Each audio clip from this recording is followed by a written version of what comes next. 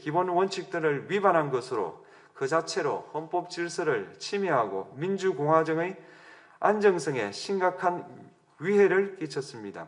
한편 국회가 신속하게 비상계엄 해제 요구를 결의할 수 있었던 것은 시민들의 저항과 군경의 소극적인 임무 수행 덕분이었으므로 이는 피청구인의 법 위반에 대한 중대성 판단에 영향을 미치지 않습니다.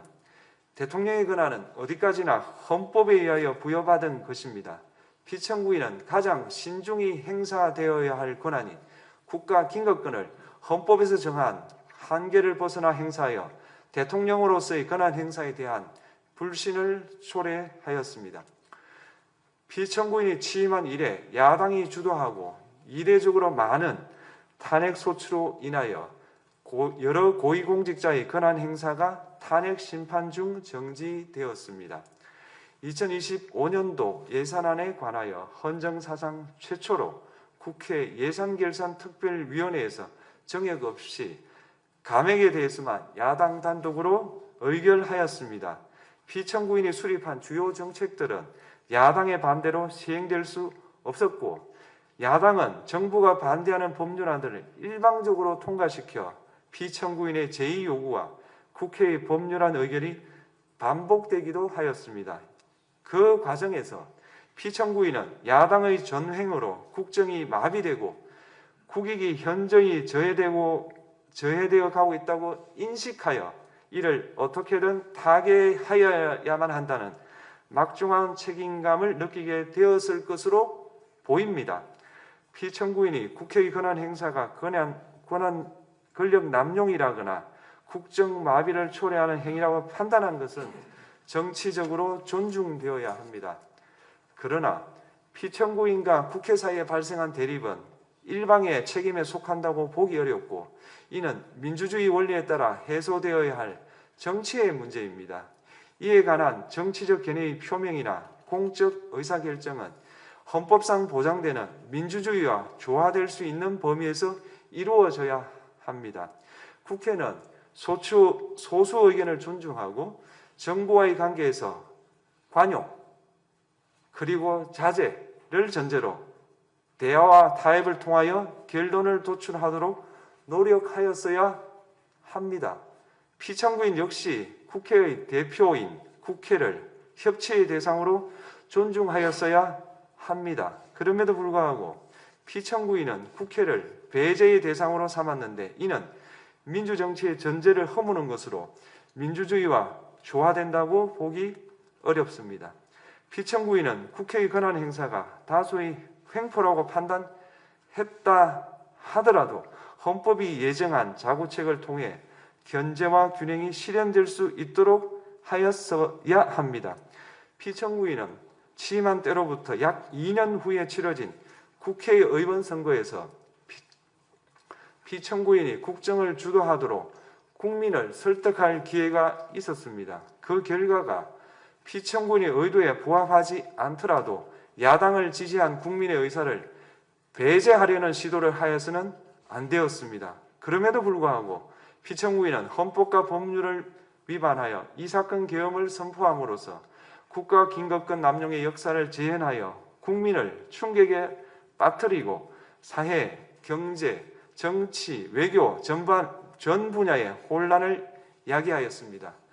국민 모두의 대통령으로서 자신을 지지하는 국민을 초월하여 사회 공동체를 통합시켜야 할 책무를 위반하였습니다. 군경을 동원하여 국회 등 헌법기관의 권한을 훼손하고 국민의 기본적 인권을 침해함으로써 헌법소의 책무를 저버리고 민주공화국의 주권자인 대한국민의 신임을 중대하게 배반하였습니다. 결국 피청구인의 위법 행위는 국민의 신임을 배반한 것으로 헌법소의 관점에서 용납될 수 없는 중대한 법 위반 행위에 해당합니다. 피청구인의 법 위반 행위가 헌법 질서에 미친 부정적 영향과 파급 효과가 중대하므로 피청구인을 파면함으로써 얻는 헌법소의 이익이 대통령 파면에 따르는 국가적 손실을 압도할 정도로 크다고 인정됩니다. 이에 재판관 전원의 일치된 의견으로 주문을 선고합니다. 탄핵 사건이므로 선고 시각을 확인하겠습니다. 지금 시각은 오전 11시 22분입니다. 주문, 피청구인 대통령 윤석열을 파면한다. 마치겠습니다.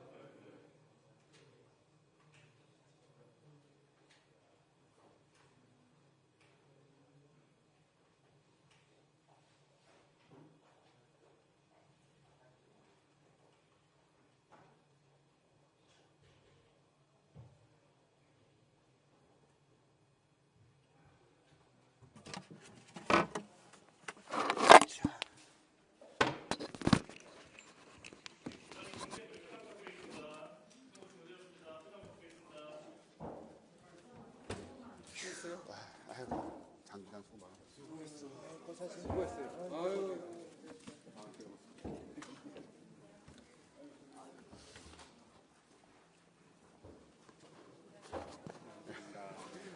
고생 많으셨습니다. 감사합니다.